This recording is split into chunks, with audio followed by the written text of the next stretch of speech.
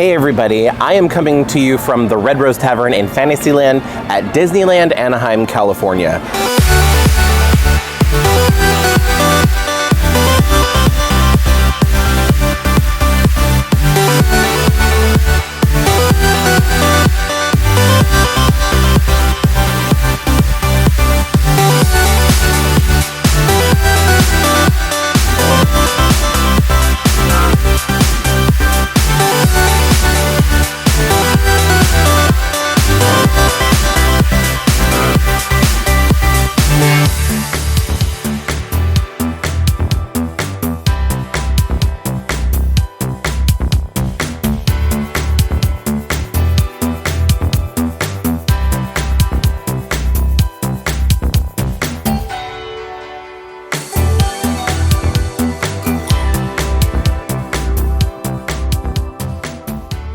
So, Disney has put out, I think, was it 2019 or 2020? I think it was 2020 that they came out with these new boxes for the Disney Princess line, and in 2019, I believe, they redid all the faces. So these are all brand new dolls that I'm super excited about. Today, obviously, I have Belle. I'm going to be showing you, and it's very fitting that I'm at the Red Rose Tavern, which is Beauty and the Beast themed. These boxes are completely plastic-free, and they are eco-friendly. They use a soy-based dye that they use to print all of the images, which here's on the back, by the way, there's a picture of Belle with the Beast dancing. These dolls also have like silhouettes of like their locations and characters from the movie. And then right here on the back is the website that you can go to if you're interested in learning more about the Disney's Small World incentive. I forgot exactly what they call it, but it's disneysmallworld.com/mark if you want to know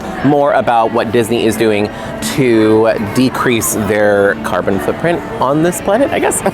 Anyway, they're doing good things. So, these dolls, really simple. They don't come with a whole lot. You've got the doll, and it does come with a brush. They are also very easy to get out of the packaging, which I'm going to show you here, which makes it possible for me to do this review in the park because I don't need scissors or anything else to like cut them out. All you need is the little sticker right here just needs to be broken. That's the seal, that the only thing holding them in the box. And then you can open. Oh, she's fallen out. But anyway, there we go. So there is the doll. So I mentioned these are obviously reusable. I use mine to store things in, so it's kind of nice that you get that along with the doll itself. These little inserts are really cool because they double as a stand. So this will actually stand up so you can display the doll. But what I like about these, it looks nice too because it looks like a little scene from the movie. Like looks like she's standing at a balcony or something, you know, and like a scene from Beauty and the Beast. Oh my God, she's so pretty. I really, really like these new faces that they've done on these dolls. I think they did a great job. And some of them might have been around. They might not be new for this year. Some of the face molds might be older ones, but I remember that like the Ariel one is brand new, and so is the Rapunzel one, and those ones I love. But yeah, and just the way that the face is painted and everything. Now to open this, there's a little tab right here.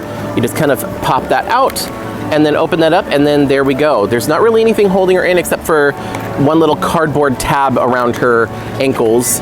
So if you go to pull her out, you gotta be careful about that. And there we go. So she is free. I wanted to show you inside here first. So what is this? Oh, this is the ballroom. So it's just a picture of the ballroom from the movie. There's a little window here. Hello. Here's her brush. Let me show you the brush really quick. So her brush looks the same as Snow White's. All of the brushes seem to match the dress that the doll is wearing. So since she has like a gold, yellow, whatever dress, she gets the gold brush. On the back is a generic Disney castle.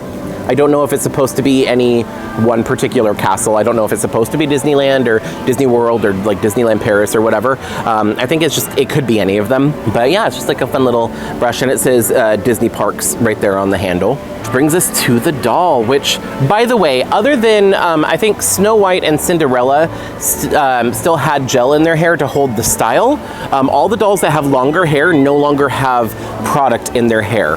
So it's kind of nice, like right out of the box, you can run your fingers through the hair and actually brush and everything. Her hair is really short. Is it just me? Am I crazy? I think her hair is really short compared to like previous dolls. Also, her hair is not good quality. It feels kind of like, well, okay, it's decent quality, but it feels like it might be polypropylene. It's a higher quality polypropylene. It's not like a Barbie color reveal or anything like that, but it's not the best quality. I'm not super impressed. But everything else about this doll I really like. I mean, her dress looks really great. It's definitely movie accurate-ish. This just kind of has a weird ribbon kind of done around and gathered in certain places, but it gets the point across. It also has glitter on these. I like that they've kind of fixed the glitter. It doesn't come off as easily. It's glitter paint. The glitter is gonna come off if you play with it or whatever, but it doesn't come off as easily, so that's good. What's nice about this doll and the Cinderella doll is they come with gloves, which is nice because the character in the movie had gloves, but Disney didn't do that for Tiana, and I'm gonna keep pointing that out because I don't think that that's fair. Like, I feel like Tiana should also have gloves. If you can do gloves for Belle and you can do gloves for Cinderella, Tiana should get them too. I don't know what else about the Tiana doll made her more expensive that they couldn't include the gloves, or if it was just an oversight on their part, but yeah, they need to reevaluate that. Tiana deserves gloves. Hashtag justice for Tiana. Anyway, I mean, she is getting her own ride in the Disney park. They're gonna retheme Splash Mountain. But anyway, these dolls have some pretty good articulation. They have movement at the head, they can move at the shoulders, they have bendable elbows and their wrists, and then they can also move at the hip as well as like a bend and snap knee. Now, if you've seen my previous videos, you know that I'm not a fan of the flat feet. First of all, I think they look weird. Like the execution was kind of weird, first of all. Second of all, I think that flat feet limit what you can do with your doll. Like, they can't wear high heels. If they have pointed toes, they can wear high heels, but you can still put the flats on them and they look like they're wearing flats. But anyway, it is what it is. She has flat feet. I like the flats themselves. They're kind of cute. I wish that they would start giving these dolls the flats that the Rapunzel, like the holiday, the Christmas Rapunzel that came out this past year in 2021. I wish that they used those flats for all these dolls, since they're gonna give them flat feet anyway, because those ones are cute. These literally just look like they just got dipped in some wet plastic and it molded these shoes around their feet. Because there's no details on them or anything like that. But the ones that Rapunzel had looked really good. So anyway, yeah, these dolls are pretty simple. There's not a whole lot to them because they don't come with a whole lot. It's just the doll itself and the brush, which is nice. I did want to mention that you can get these dolls in the parks as well as on shopdisney.com. I usually get them on shopdisney.com because they are much less expensive. Here in the parks, they are, I believe, $26.99, whereas on shopdisney.com, they are $19.99. So $19.99, which would also be the price in the Disney stores if those existed anymore, which I don't know. Somebody told me that some of the bigger ones still exist, so like maybe there's one in San Francisco. I'm gonna have to make a trip to San Francisco if that's the case.